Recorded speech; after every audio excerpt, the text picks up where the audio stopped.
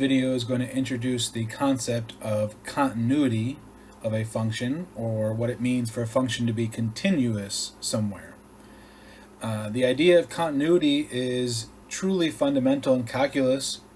In fact, you can't really do much of any calculus unless your function is continuous in the first place. As a result, even though this is an important concept, a lot of the time in this class, you're not even going to be thinking about it. And the reason why is, if I give you a function that's not continuous, then it would not make sense for me to make you do calculus on it, because it's not going to work out. So we were going to, analyze continuity in this section and make you determine if something's continuous. But then after this section, 90% plus of the time, the things we're going to be dealing with are going to be continuous. And so you won't even really be thinking about it. But you should. You should at least keep in the back of your head that all the stuff that we're doing is going to rely on a function being continuous. So let's start with the definition. A function is continuous at a certain point, x equal to a, if first off the limit exists. So that means you need to be able to look at the graph, find a single y value where you're going towards. It cannot be a D and E case. It has to be something that gives you a nice answer. Secondly, you need to be able to plug in the number into the formula and get an answer. So you can't divide by 0, you can't get undefined or anything else. And the third one is that you need the two answers you just got, one from the limit and one from plugging it in. You need those two answers to be the same. And if you have all of that true, then it's going to be a continuous function. Now there is a graphical concept of what a continuous function is. And so I'm going to draw you two graphs here. The first one's going to be a nice random graph, blah, blah, blah. And notice that when I was drawing that, I could draw the entire thing without ever having to stop and redraw on a different point. However, in a previous video, we had an example where we had a parabola, and then it switched to being a line and going down here. And anytime I try to draw that, I'm going to have to draw the two pieces separately. So that means that I have to draw, stop, lift up my pencil, move it somewhere else, and make it a second piece. And whenever you have to do that, I'll just, or I should say, when you don't have to do that, the function is going to be continuous everywhere. On the other hand, if you do have to do that here, it's not continuous at this x value, and the x value where it changes there. So you can look graphically at your function and see whether or not it is continuous by whether you can draw it all at once. But the mathematical definition is the precise one that makes sure that you're going to get the right answer by looking at, does the limit exist, does the value of the function exist, and are those two things the same number? As a result of the big limit theorem that we saw in a previous video, this is what I'm going to call the big limit theorem. And it says that if you have a polynomial, rational, trigonometric, exponential, logarithmic, or radical, or a combination of them, then your function's guaranteed to be continuous at every point in its domain. Now I want to point out something there. It doesn't mean it's continuous at every single point.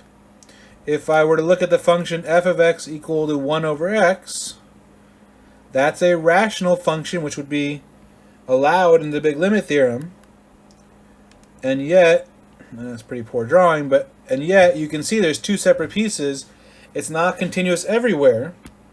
It is not continuous at the point 0 here, so not continuous at x equal to 0. However, what is the domain of this function? It's a set of all points that are not 0 anyways. And so you see how they line up there. So for any function that's our normal kinds, they're going to be continuous as long as the function is defined there. So sometimes you'll need to think about what are the domains of different functions in different categories. That's something that you'll have to think about, but regardless, this is what we have here. So that's the main idea of a continuous function.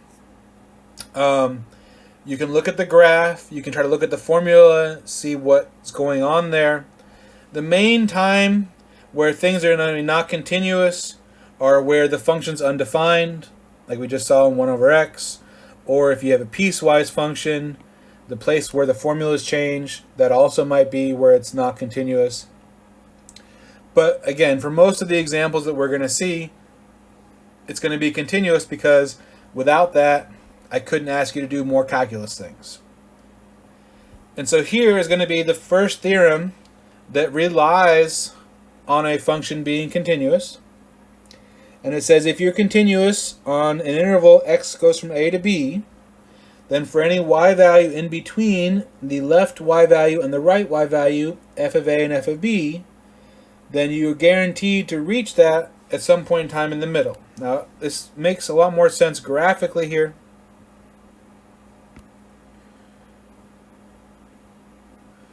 So let me start at, say, a here and b. And if you look here, okay, my y value there is f of b, f of a, and my y value here is f of b. What this theorem tells us is if you pick any point in between those two y values, let's say I pick this point right here, then there's going to be guaranteed some x value that will reach that given y value. That is all the intermediate value theorem is telling you, is that if you have a continuous function and you have 2 points that you reach, you're guaranteed to reach everything in between them. Now, at first, this doesn't seem all that useful. However, it's actually incredibly useful if you're going to do some sort of, like, say, computer program or a calculator and so on. And so let me give an example here. F of x is x cubed plus x minus 1. And we're going to look at the interval here from 0 to 1. Now, first off, hopefully you agree with me that this is a continuous function because it's a polynomial. And polynomials are defined on every number, so therefore it's always continuous. Now, what if I asked you to solve x cubed plus x minus 1 equal to 0? You likely would have a lot of trouble with that. The reason why is you have a quadratic formula, but this is not a quadratic equation. There is a cubic formula out there for x cubed equations, but it's likely that you've never seen it before. And I've seen it before. It's about a page long, so you probably don't want to memorize that. On the other hand, when you have x cubed, usually what you do is you try factoring things in order to solve them, but this is not going to factor. And the only other recourse you have from algebra class is what's called the rational root test, and you get a series of numbers to guess and try out, and it's going to turn out none of them are going to work. So, okay. However, if you were to look at the graph here, and again, I am not trying to make this graph perfect in any way, but it might look something like this here. And what I'm going to do is I'm going to focus in at x equal to 0. We can plug in and we get a y value of -1. And at x equal to 1, we can plug in and we're going to get a y value of 1. So f of 0 is -1, f of 1 is 1. Now, based on the intermediate value theorem, if I pick any y value between them, I'm guaranteed to reach that point. Well, hopefully you agree that a y value of 0 is in between -1 and 1. And so what that means is there has to be a point right here where it crosses the x-axis. But crossing the x-axis would be exactly what we want to be equal to 0. So we guaranteed that my answer is going to be somewhere between x is 0 and x is 1. But that's not really narrowing it down. And if you think back to your algebra class, imagine putting on your test that the answer is somewhere between 0 and 1, your teacher's probably not going to give you very much credit for it. So we need to improve on this. And here's how we're going to do that. We're going to say, okay, well, we know it's between 0 and 1. Let me go ahead and go halfway there. Let's go 0.5. And let's plug in 0.5 into our calculator. And we do a little bit of work here. 0.5 cubed plus 0.5 minus 1. And I get negative 0.375. That means my picture is a little bit not accurate because, let me redraw this here. At 0.5, I should still be negative. However, I do know that at 1, I am positive. And furthermore, I know that 0 is in between negative 0.375 and 1. So that means I guarantee that I'm going to have some x value here where it crosses the x-axis. That means the answer is now between 0.5 and 1.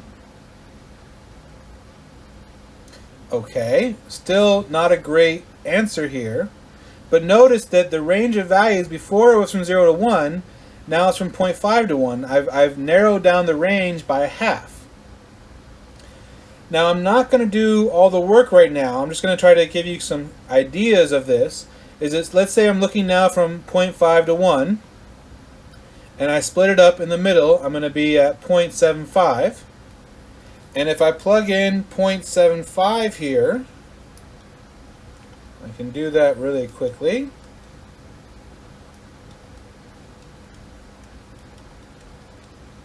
I get 0.171875, and that means it's positive. That means that once you get to 0.75, you're already positive. So now the answer is between 0.5 and 0.75. And then after that, the halfway point between those would be 0.625.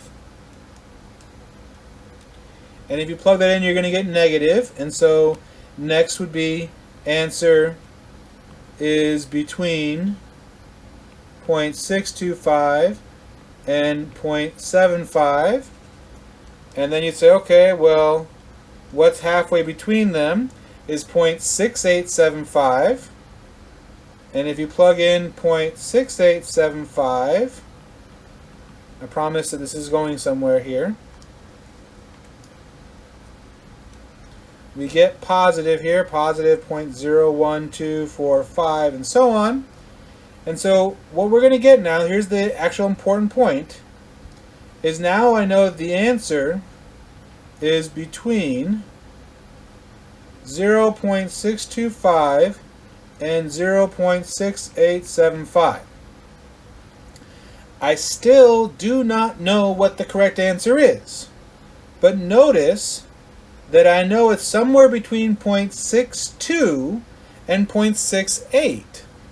That means I'm guaranteed that the answer is going to start out 0.6 something. And if I were to repeat this process, say 100 more times, I don't know what it's going to, I'm not going to do all that work. But if I did that, I might know that the first 3 digits are 0.658. And so the thing is, the more times you do this, the more digits you're guaranteed to know what the answer is. And you notice how your calculator only gives you like 8 decimals for things. That's because it doesn't know how to get the right answer. It can just do this a billion times, and it will know what the first 8 digits are, but it's not going to know what the rest is. It's not going to know the full answer. But it doesn't try to tell you that. It just tries to tell you 8 digits. So this algorithm right here is miserable to do by hand, but it's really easy to program into a computer, and it's very useful, and you can use it to solve any problem where you have a continuous function that you're trying to solve for this value. So I wanted to tell you about the theorem and give you this example so that you can see that there is a use of it even if it's something that we can't do very well by hand, it's a really good computer algorithm.